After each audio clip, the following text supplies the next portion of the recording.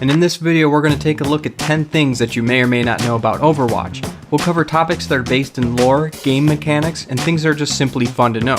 But all these Overwatch topics are either obscure or widely unknown, and the topics will get more difficult as we go, so remember to play the game where if you learn something new you hit the like button, but if you didn't learn anything at all, don't feel bad for 1 second to also hit the like button. Alright, let's get started. So the first topic is much less of something that I think people won't know and more of a public service announcement. I'm doing my civic duty by telling people how to kill Bastion a bit easier. So what you may not know is that when Bastion is transformed into his super gaming skill mode, also known as the Sentry configuration, there's a weak point that becomes exposed during this transformation. Yes, on the nature and bird-loving robot's backside is a blue energon cube, and if you focus fire on this, Bastion will die faster than Optimus Prime in the original animated movie. As a matter of fact, striking this weak point will deliver double damage.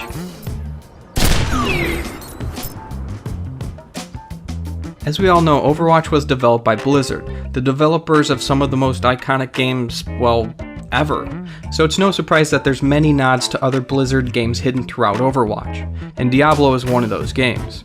For one, in the official Overwatch animated short titled Hero, you can clearly see Soldier 76 smash a Diablo pinata on a gang member. These are your strengths anymore! Also, the same pinata can be found in the center of town in the Dorado map.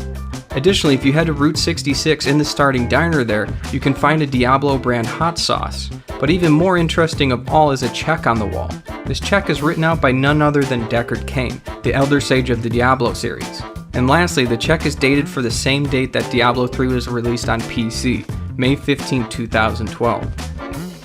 Alright, now for the next one we're going to take a quick look at Reinhardt's shield.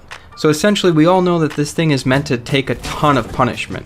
But what you may not know is that no matter what, even if the shield only has a single hit point left, it will absorb the entire brunt of an attack. For example, as you can see here, even with only a little over 100 hit points left on Reinhardt and 80 points on the shield, the entire impact of Trace or Sticky Bomb is negated. And this will work for any single burst attack as long as it's on the proper side of the shield. For number 7, we're going to take a quick look at Reaper's reload. Now, as we all know, Reaper is such a badass that he doesn't actually reload when his shotguns are empty. He instead simultaneously drops both of his weapons and pulls out two completely different fully loaded guns every time he needs ammo. He's a badass, and that's all there is to it. Well, what you may not know is that there's actually a little trick to this which can make him reload slightly faster. All you have to do is right after you hit your reload button, immediately followed by pressing the melee attack.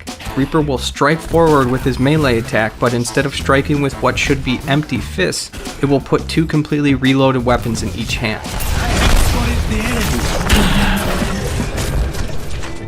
This will slightly shorten the reload time as it's quicker than the entire reload animation.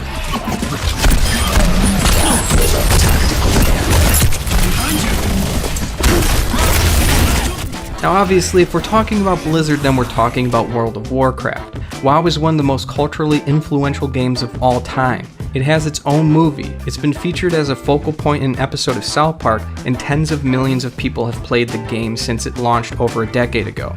So of course there's going to be some references to Warcraft in Overwatch. For one, on the Hanamura map, you can find that Murlocs, everyone's favorite crazy-sounding amphibious creatures, are the mascots for the ramen shop as well as the vending machines. Also, there's a Murloc painted on the side of the huge starting vehicle at the Shrine of Anubis. Additionally, not far from there at the shrine, you can find hieroglyphics, but hidden among these icons is actually the symbol representing the Horde, one of the two factions of World of Warcraft. Also, when closely inspected, the movie posters around the world of Overwatch revealed that they were created by Goldshire Pictures. And Goldshire is an early starting town in World of Warcraft for the Alliance side. Adding to this even more, if you check out the movie studio in the Hollywood map, you'll see the Goldshire logo is actually the icon for the Alliance. And lastly, when Torbjorn pops his ultimate ability, he yells out Molten Core. And Molten Core was the name of one of the raid dungeons in the vanilla World of Warcraft game. Alright, for the next one, we're going to take a look at Genji and his ability to deflect attacks back on the opponent. As I'm sure we all know, Genji can deflect an assortment of attacks, like an entire clip from Tracer or basically instantly kill Bastion in turret mode. Well, what you may not know is that Genji's Deflect can return your enemy's ultimate skill as well. Deflect can kill Pharah in a barrage of her own missiles, and it can even take down McCree in a flash.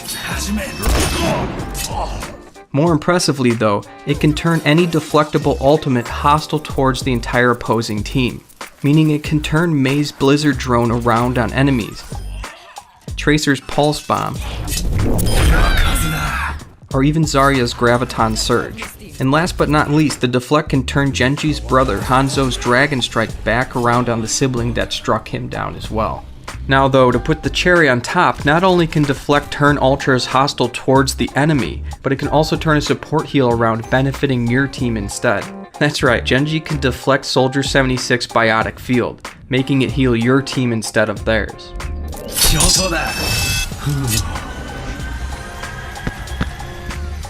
Alright, the next one isn't that special, it's just something that I don't think a lot of people know because not a lot of people mess around with random custom games.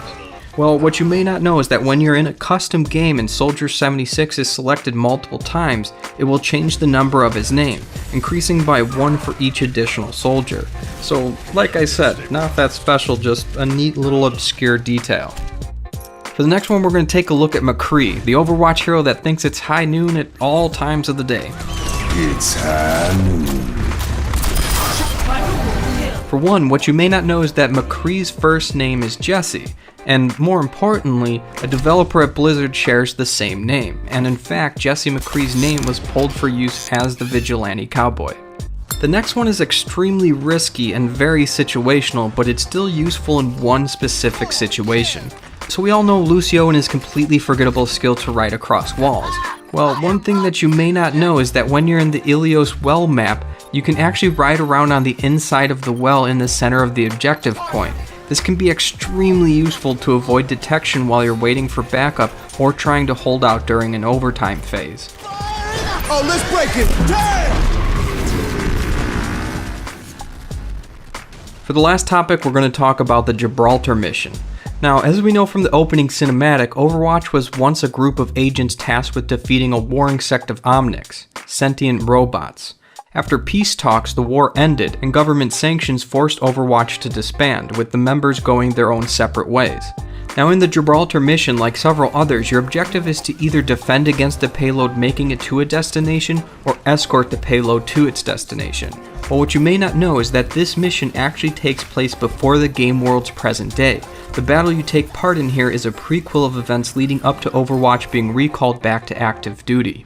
In the Overwatch animated short titled Recall, after a near-death fight with Reaper and seeing the state of chaos the world was enduring, it was Winston who finally recalled the operatives of Overwatch. And he did this from the Overwatch base in Gibraltar. As a matter of fact, during this mission, if you start on the escort side of the operation, you start in Winston's office from the animated short. Here you can find his tire hanging from the ceiling, his desk with loads of peanut butter lids just like in the animated short, and most importantly, you can find Winston's to-do list. And from the board you can see that Winston must move the satellite to the launch platform, then launch the drone into synchronized orbit, triangulate the global recall signal, and then he'll finally be able to recall Overwatch agents back to active duty. And on the screen next to this list you can see the status of the recall satellite is currently decommissioned, meaning the events of the animated short Recall have not happened yet, because without following the steps on the board, Winston wouldn't be able to initiate the recall. And that's what the Battle of Gibraltar is all about. During the actual mission itself, the payload escort is the satellite drone from Winston's list, and the final destination to achieve victory is the platform to launch the drone into space with this rocket.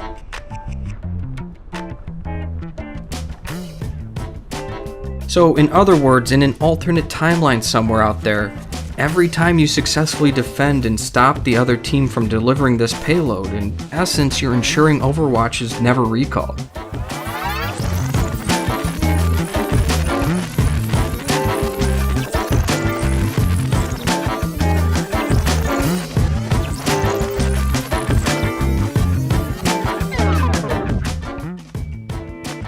We're terrible people.